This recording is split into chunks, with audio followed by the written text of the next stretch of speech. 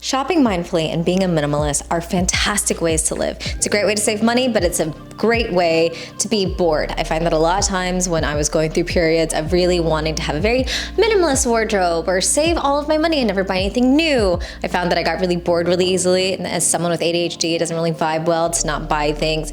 But I wanted to create a video on how I found ways to be inspired with my outfits, to feel good about my wardrobe without ever buying anything.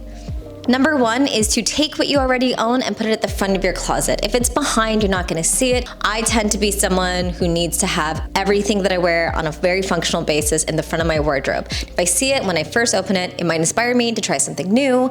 And so if I really want to style a piece that I haven't worn in a while, or if I'm challenging to myself to style something that I've never worn, highly recommend throwing it in the front of your closet. It's a great way to just open your closet and be like, oh yes, I forgot that exists. And you might find a little bit more inspiration, or you might find something fun if you are actually styling something that you already own, but something that you haven't seen in a while.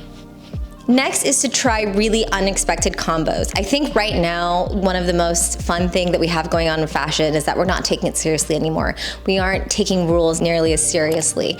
I think we're a little hung up on bodies and what's flattering, but I think that we are not following silly rules like not wearing white after Labor Day nearly as seriously. So trying unexpected combos is a great way to feel inspired with your wardrobe. For example, one of the most common trends that we have right now are the wrong shoe theory. So my two favorite combinations of the wrong shoe theory is wearing a maxi dress with tall boots, kind of like I'm wearing right now, or even wearing trousers with sandals or tennis shoes. It's kind of trendy, it's kind of out there, but it's still pretty safe, but it feels like you're doing something really edgy and fun.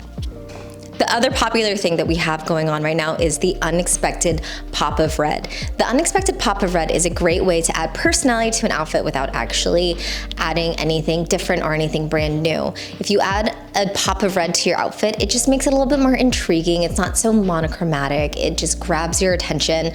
And it doesn't always have to be red. It could be whatever pop of color you would like. For some people, it's pink. For me, almost always is green. Having an unexpected color, even if that's something as simple as putting on different color pairs of socks and having those shows under your shoes, or even trying something that is completely out of left field. So like if I were to wear like neon pink or something, it's just a fun way to add some personality if you already have it in your closet.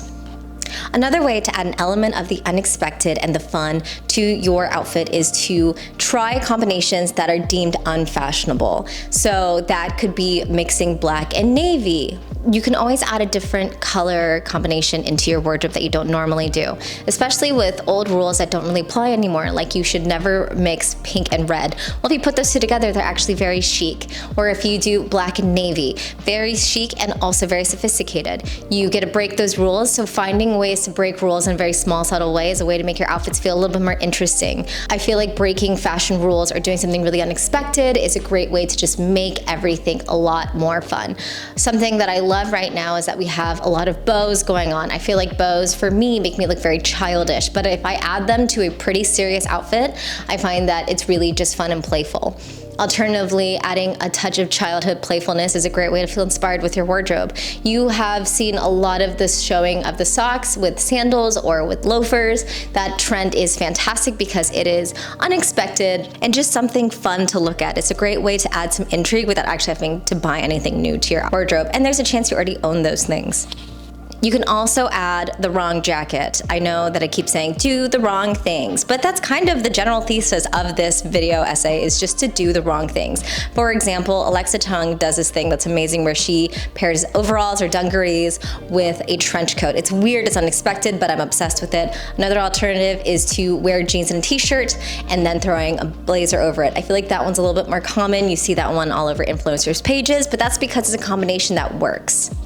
Last tip is to rent. This is really based off of whatever region you're in. Renting clothes is not available everywhere. However, if you are someone who is lucky enough to live somewhere where you can rent things, rent things. I currently am wearing a rented dress, and it's a great way for me to add things into my wardrobe without actually buying anything.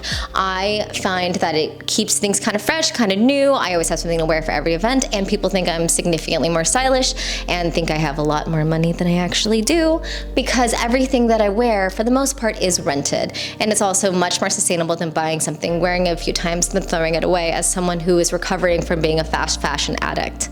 I hope these tips help you feel inspired with your wardrobe. Fashion doesn't have to be serious, doesn't have to be always something so stark and you have to follow certain rules. Sometimes fashion can just be fun, and I hope I help you rediscover that. Thanks so much for watching, and I'll see you guys in the next video.